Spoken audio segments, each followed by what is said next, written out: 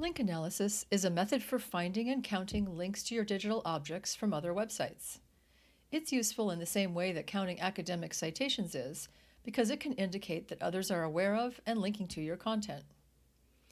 Some common tools for this are SocSciBot, Webometric Analyst, and Wikipedia External Link Search. These tools let you search for specific words, phrases, or URLs to find links to your content. To search for your digital objects on websites in general, use Webometric Analyst.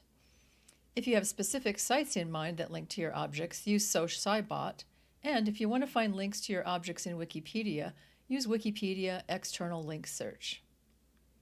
You can use this data to help you understand what types of users or sites are linking to you, the purpose or motivation for those links, and the overall frequency of use and reuse. Once you have this data, you may need to investigate further to see if there are comments or other context provided about the use or reuse of your digital objects. As you gather this information, be sure to follow best practices for ethical assessment found on our website. To learn more about the strengths and weaknesses of link analysis, see the next section of this tutorial. You'll also find some useful articles to help you see how practitioners are using this data. Good luck with link analysis!